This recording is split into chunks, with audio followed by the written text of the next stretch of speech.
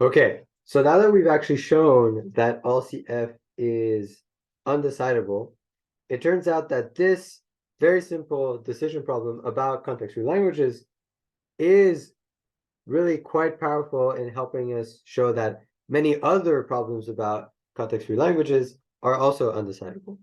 So that's what we're going to do.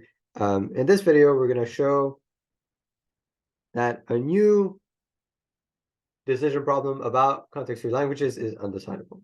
So we're going to show that concat CF is undecidable, where concat CF, concat CF is parameterized by three context-free grammars. So G1, G2, and G3, where we're told that we want to determine, given the context-free grammars G1, G2, and G3, if L1 G1 concat, or L of G1, sorry, concat L of G2 is equal to L of G3. Okay. So it turns out that we can show that this is undecidable, and it's actually not that difficult. We don't need to use val counts. We only need to use the result that all CF is undecidable. So what we can do is we can show that all CF, we can show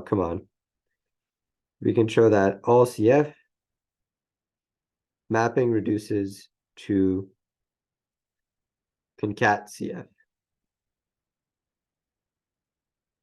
Okay. And so the trick in these types of questions is you kind of want to manipulate the grammar that you're given so that it looks like a problem of this other decision problem, right? You want to manipulate the grammar of the all CF problem such that it looks like an instance of the concat CF problem. That's a mapping reduction, right? So the first thing we're going to do is we're going to convert an instance of the all CF problem. So, an instance of the all CF problem, that's some binary encoding of a grammar G, to an instance of the concat CF problem. And so that's a binary encoding of a triple of grammars. Okay. And so how are we going to do this? Well, the intuition, right? The intuition is, you have these three grammars.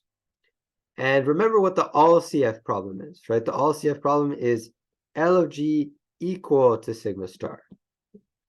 Well, what we can do is we can just say, make L of G1, make G2 be the grammar that generates, say, the set containing the empty string, and make G3 generate the language sigma star, right?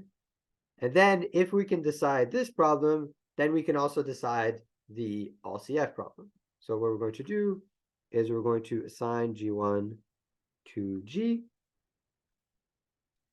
We're going to say that G2 is the grammar that generates the empty string, and G3 is the grammar, going to be a right linear grammar, but a right linear grammar. In fact, these two are right linear grammars, but right linear grammars are context-free grammars, so it's okay. And it's going to be the grammar that generates sigma star. So one way of doing that is through these three production rules. So L of G2, well, that's the language containing the empty string. L of G3, that's the language containing all possible strings over AB, so that's sigma star. And so then in 2, when we're showing this yes answer to yes answer correspondence, well, if the answer to the all CF problem is yes, then L of G is equal to sigma star, right? But what we've done is we've set G1 to G, right? So that implies that L of G1 is equal to L of G is equal to sigma star. And now what you're checking in concat CF is you're checking whether L of G concat L of G2 is equal to L of G3, right? So you're checking whether L of G1 concat L of G2 is equal to L of G3.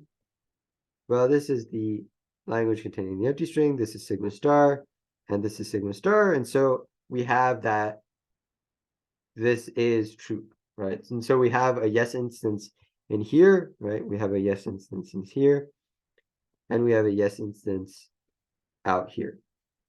If instead we had a no instance to the all CF problem, so L of G was not equal to sigma star, then that means that L of G1, which is equal to L of G, is not equal to sigma star.